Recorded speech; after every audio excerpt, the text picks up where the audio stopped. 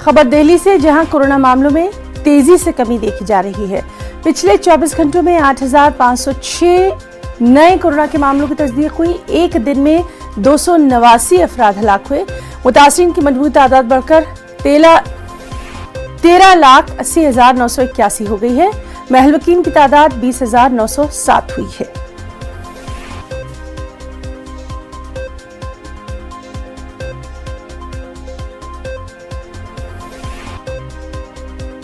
और वहीं दिल्ली के वज़ीर-ए-आला अरविंद केजरीवाल का कहना है कि दिल्ली में अब कोरोना मामलों में कमी आ रही है। बेड्स की भी किल्लत नहीं है।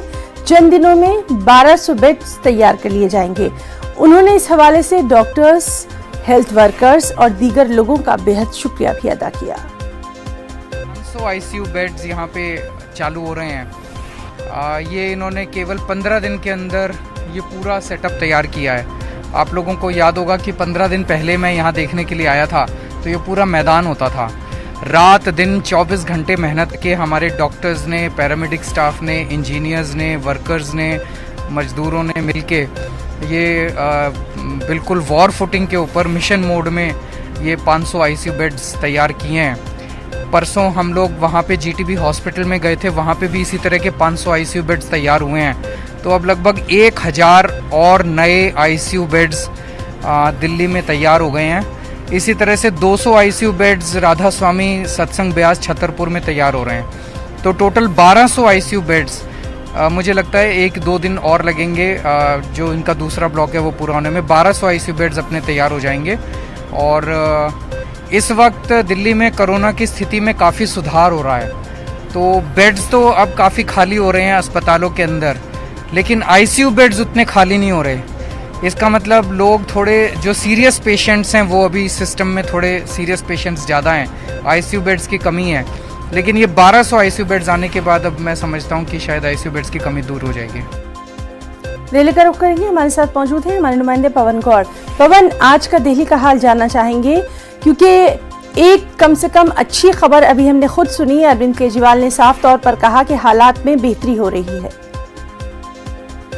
जी है ना, बिल्कुल। जिस तरह से लगातार जो संक्रमण के मामले हैं उनमें लगातार घटोतरी हो रही है। अगर कल ही की बात करें तो 8,500 मामले कोरोना संक्रमण के कुल पिछले 24 घंटे के अंदर आए हैं। तो इससे आप अंदाजा लगा सकती हैं कि जब जो आंकड़ा एक बार को 35-36 हजार पहुंच गया था अब से 20-25 दिन पहले, वो अब फिर से घटने लगा है। और फिर से तकरीबन 40 दिन के बाद में दिल्ली में पहली बार ऐसा हुआ है कि मामले जो है टोटल कोरोना संक्रमण के वो 10,000 से नीचे आए हैं। अगर पॉजिटिविटी रेट की बात करें तो उसमें भी बहुत ज्यादा अच्छे संकेत मिल रहे हैं। वो 12.5% के आसपास तकरीबन पहुंच गया है। तो ये अपने आप में एक राहत की बात है। लेकिन अभी भी एक गंभीर विषय जो बना हुआ है वो है मृत्यु दर। क्योंकि चाहे वो दिल्ली की बात करें या पूरे देश भर की बात करें, लगातार दिल्ली में भी तकरीबन 250 से 300 लोगों का मरना लगातार कोरोना से जारी है। उसके साथ साथ देश भर की भी अगर बात करें तो तकरीबन 4000 लोग लगातार कोरोना से मर रहे हैं। तो इस संख्या में घटोतरी नहीं हो रही है। ये एक बड़ा गंभीर मुद्दा बना हुआ है। इसको लेकर केंद्र सरकार भी, राज्य सरकारें भी लगातार चिंतित है, क्योंकि ये नंबर्स को घटाना बहुत जरूरी है।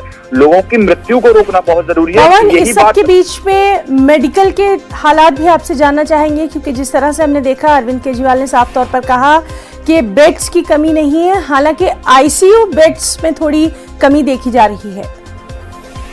जी ना, जाहिर तौर पर मैं वही बात कह रहा था कि जिस तरह से लगातार जो मरीज जो हैं उनकी गंभीर स्थिति लगातार बनी हुई है कोरोना के चलते, वही कारण है कि जो मृत्यु दर है वो कम नहीं हो पा रही है। बेड्स की संख्या धीरे धीरे दूर की जा रही है, जिससे कि जो गंभीर पेशेंट हैं उनको उचित इलाज मिल सके, जिनसे उनकी जान बचाई जा सके। तो ये लोगों की जान बचाना अभी बहुत ज्यादा जरूरी है और उसी के चलते तमाम सरकारें जो है प्रयास कर रही हैं। बहुत बहुत शुक्रिया पवन आपका तमाम तर जानकारी के लिए।